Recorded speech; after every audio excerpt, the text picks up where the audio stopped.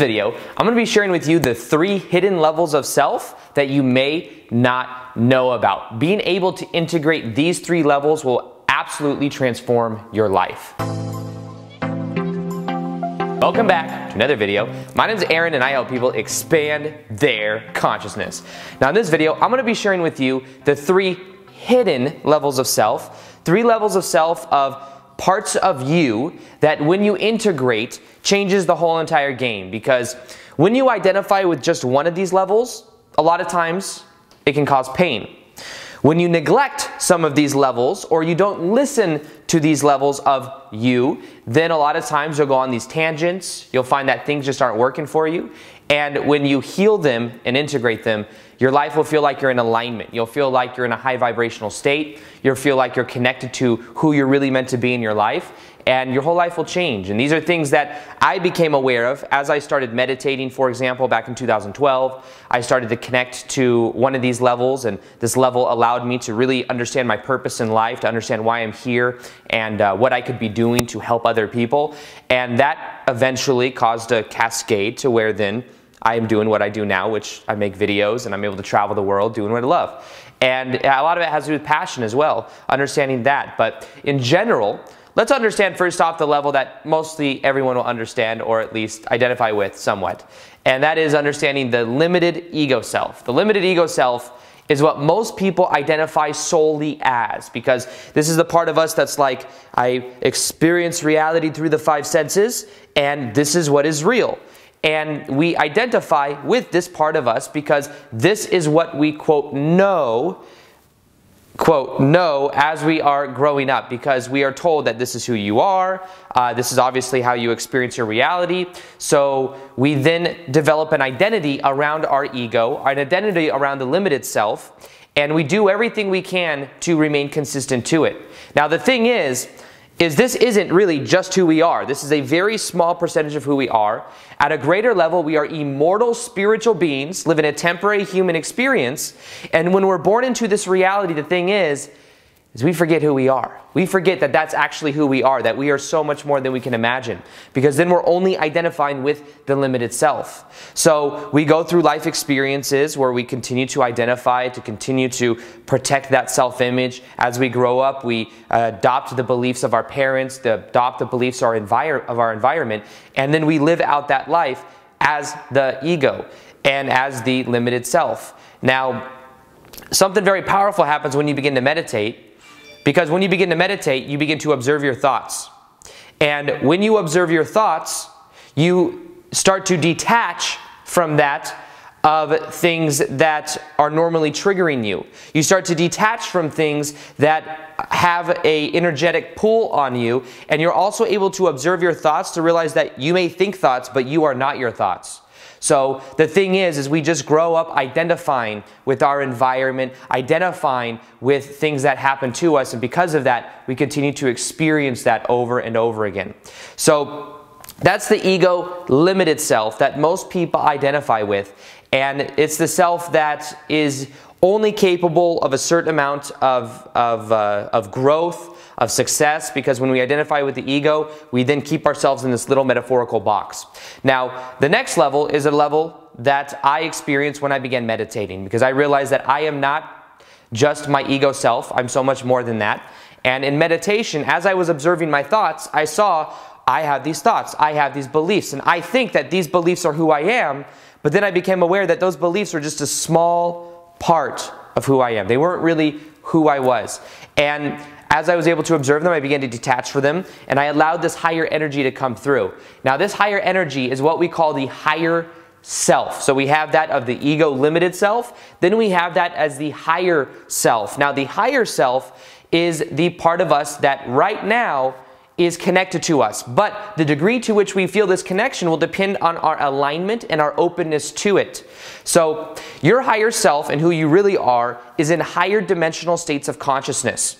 You are right now dreaming that this is who you are in this life. You are projecting yourself here thinking this is who you are, when in actuality you are so much more than you can even imagine. Now, your higher self is constantly guiding you. My higher self was guiding me. I've always known I wanted to be on YouTube, and it kept giving me these hints, it kept giving me these signs, and eventually what I did is I decided that I'm going to go down this route because I know and I feel, I've always felt like my passion in my life, or what I was going to be doing, was to be speaking in front of people. So because I thought that that's what my life is going to be about, and I had this feeling about it, it was then certain seeds were planted to where then I started going through my spiritual awakening, and then I kept getting signs, confirmation, and then eventually I ended up making videos on YouTube, which eventually started to where I am now. So that was a guidance of my higher self. That was a feeling that I had, an understanding. And I then went through a period as well when I began to observe my thoughts with the limited self. I went through a period as well where I was doing a lot of research. I was listening to seminars, I was listening to speakers, I was reading books, and I was digesting this information. However, what happened is I had my higher self to help guide me through the information, to know what is legit, what is not legit, what resonates, what doesn't resonate, take parts of something that I felt was true, but it was able to help me decipher the information to understand it. And understand your higher self will help you to understand, and when you connect to your higher self, you will get exactly what you need when you need it. And you will start to trust the process more. You see, a lot of times the best case scenario that your ego can imagine, the best case scenario that your ego can imagine is the floor of the higher mind, of the higher self. The higher self may be able to bring you even more amazing things in your life, but you're limiting yourself by being attached to this one little perspective. So the key is to trust the higher self, to trust this version of you that's in a higher state of consciousness right now. And as you begin to put more attention on it and you begin to intend to connect to that version of you more, you will bring more of it into your life. You know, there's a lot of power in our thinking, in our thoughts, in our emotions. And when we align with that higher self, that's when everything begins to change. Now, one of the best mechanisms we have for connecting to that of our higher self is the emotion or the feeling of passion. Because when you're in a passionate state, you're doing what you're truly passionate about, that feeling, that emotion is telling you that that is who you are. That is think of it like you are here, your higher self is here. The way that your higher self communicates with your ego self is through the feeling of passion. It says, hey, go in this direction, come in this direction. So what happens is it gets you, that's kind of like the carrot on a stick. And sometimes it may not logically make sense. Think of your higher self as well as on top of a mountaintop, looking down at that of your lower self, or looking down at that of your ego self. And your ego self is in the valley. It can't see very far, but your higher self can see the whole entire way you can make up the mountain. And maybe the higher self says, hey, go in this direction. You say, logically, that doesn't make sense. There's a river over there. There's no way I can get over. But then, if you simply trust the process, your higher self brings you over there, and then you see that there's logs that can get you over the river, and you cut a whole bunch of time in half, or there's something over there that you end up learning that changes your life. So with this process, it's about trust. It's about understanding that you are a high vibrational being naturally. The only thing that keeps the ego self limited is the identification. You see, in the higher self version of you, your natural state is unconditional love, bliss, joy, peace. That is who you are. If you feel lower vibrational emotions, it's because there's some level of identity with past experiences, with future projections, and that sense of identity keeps us entrained into those lower states of consciousness. So the key to connecting to the higher self is actually just to let go and to understand that you are not that of your ego.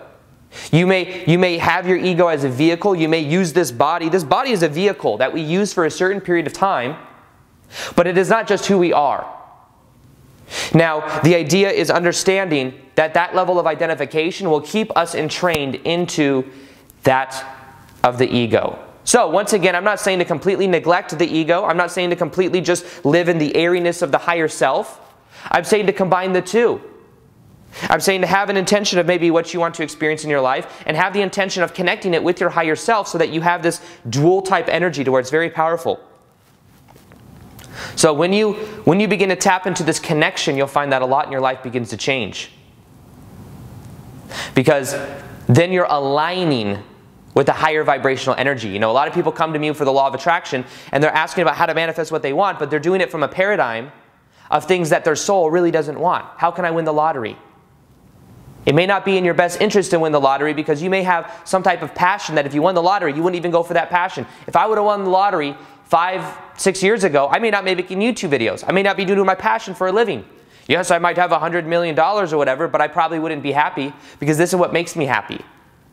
But we go for the thing that our ego thinks it wants. Now, the idea is to look at the emotion that we want from that. The emotion that we want from that of the lottery is the freedom to do what we want. So instead, let's go for the freedom. You see, this is when we begin to marry these two things together, the higher self and the limited ego self.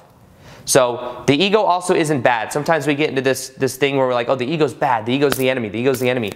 The ego is something we're using.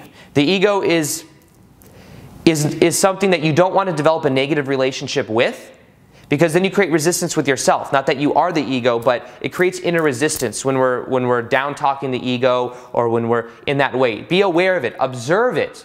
Don't identify with it. It's more of a neutral thing than anything else. Many things in life are neutral. Well, everything in life is neutral. But it's about being aware of the meaning we give it, because the meaning we give it is going to be what we get out of it.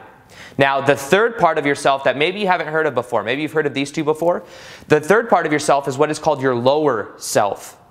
Now, your lower self is the part of you that is connected to the planet, because understand microcosm, macrocosm. We're all connected. On this planet is a spiritual entity within herself. We are the cells on the planet of Gaia. And because we are the cells on the planet of Gaia, it's about being aware that we all have a connection. Have you heard of the 100th monkey effect? Where there are certain type of monkeys in a certain country or island, and the monkeys learn that if you were to get these fruit and you were to wash the fruit off in the ocean, you could then eat it versus having sand all over it. Well, at the same time that one part of the monkeys found out about this, around the whole entire planet, monkeys began to find out about this in different countries, different islands, everywhere else. It's called the 100th monkey effect. And the reason being is because we're all connected to this collective consciousness. And within this collective consciousness, we have this information to where we can pick up on it. Think of it almost like an energy field. There's an energy field around our body that is full of our emotions, our thoughts, patterns. And when we walk around into the world, we are linking up with other people's bodies of emotions, and we're linking up with other people subconsciously, whether we're aware of it or not. And what happens is we continue to bring in experiences that are equal to that vibration within that energy field. And people can pick up on that energy field as well. So where people can pick up on things people have going on, emotions, all these different things. Now in the same way, the planet herself has an energy field around her body. And we are all connected to it. So this is when we are connected to the collective consciousness, and we realize that we are connected to everything. Now, the lower self, what we call earth, the earth part of us, this is where we tap into the collective consciousness. Now, in general, on the collective consciousness right now, or in the planet, on the planet, there is this powerful transformation that's happening. Because as we individually transform our own lives, that is going into the pattern of the grid, and that is transforming the collective consciousness as well. Because there's a certain level of social conditioning that's there. There's social conditioning around, that's why the news is all negative stuff. It keeps us in that lower, limited self. And there are people that know this. And it's not something to be afraid of. I'm not telling you to be afraid of it. I'm just saying there are people that know this. That's why every single thing you turn on the news is negative and keeps you in the lower vibrational states of consciousness. Now the key is right now on the planet we have the internet. Things are less controlled as they can be, because a lot of people don't even watch the news anymore. They're starting to watch alternative media. They're starting to watch YouTube and things where they have more ability to see more neutral perspectives, you could say. And because of that, people are starting to detach from the old, charged up grid and into a new level, a new paradigm, a new way for being. So you see, this is about being aware that we are all connected. So when we think that our thoughts are always our own, sometimes our thoughts may be actually thoughts of this collective conditioning. You may go to that of a football game, maybe go to the Super Bowl. And you go to the Super Bowl for football, and you are thinking and feeling emotions of like whoever's winning or what's going on. However, you are also maybe picking up on other people's thoughts of millions of other people looking at this game, people that are there in the energy of the location. All of these different things come into play, and it influences our vibration, whether we're aware of it or not. But you see, this part of us is, you can also think of as the unconscious mind. Now there's an unconscious mind that we have, and there's an unconscious mind of social conditioning. Now the thing is when we came into this reality, we realized that this is going to be a time of transformation. If you want more on this, check out Dolores Cannon's books. She has 17 books that talk about QHHT, Quantum Healing Hypnosis Technique, which is a deep level where the higher self comes through and explains why this person incarnated, all these things, thousands of transcripts. And one of the consistent things through many, many thousands of people all over the world was that they are here right now for a time of transformation, because now is the time that we are transforming our consciousness. Now the thing is a lot of times we on this planet, we would just like someone to land and give us all the information and tell us everything's going to be okay, give us technology, all this stuff. We would love that. But the way that this reality works is with free will. And we have to make the change within ourselves. It's not very empowering for someone just to give it to you. Just as much as we'd like someone to give us money, give us $100 million, because how convenient would that be? We wouldn't learn anything from it, and it wouldn't actually be conductive or conducive to us. However, we are going through this transformation together. We had to incarnate into the system. We had to forget who we are. We had to become a part of this social collective grid, which is the lower earth self. And then we connect to our limited ego self, which we identify with growing up. We begin to detach from it, and eventually we then connect to our higher self through a spiritual awakening, and we start to bring through a higher vibrational energy, which then bridges these two worlds, the higher divine states of being, because if you didn't know, you are a divine being. You come from love and light. You exist in higher states of consciousness. And when you begin to connect this higher self version of you to the limited ego version of you, you begin to transform your life in a very powerful way. That gets grounded in through the social conditioning, the collective consciousness, and it begins to transform the world from the inside out. These are three aspects of you you may have never known about. But the more you're aware of them, the more you can see, how can I integrate them? The way that you integrate them is by following your passion, trusting your inner guidance system, going into meditation, observing your thoughts, detaching from the old perspectives of the limited self, being aware of where you're engaging with the lower self when it comes to social conditioning, the things that are holding you back. As you become aware of all these things, you'll begin to transform your life in a powerful way. You are so much more than you know. And the more you tap into this awareness is the more that you begin to bring this higher vibrational energy into your life, and the more everything begins to change. So, if you want, one of the most powerful meditations that I've created is on connecting to your higher self in a very powerful way. I recommend you listen to it for 21 days to get the maximum benefit out of it. I think it can totally transform your life if you do that. It's in the top description box below. Read the comments in that YouTube video just to see what I'm talking about, to see what's possible. Also, I'm going to be doing more live Q&As on Instagram, so if you haven't followed me on Instagram yet, you will see my Instagram right here. I do live Q&As almost every day, plus twice a day I do daily content there as well. That's native, separate from YouTube, so connect me there as well. Other than that, I hope you enjoyed this video. Feel free to like this video if you liked it, subscribe if you haven't already, hit the little notification gear next to the subscribe button so you can see the daily vids that I do. And other than that, as always, peace, much love, and namaste.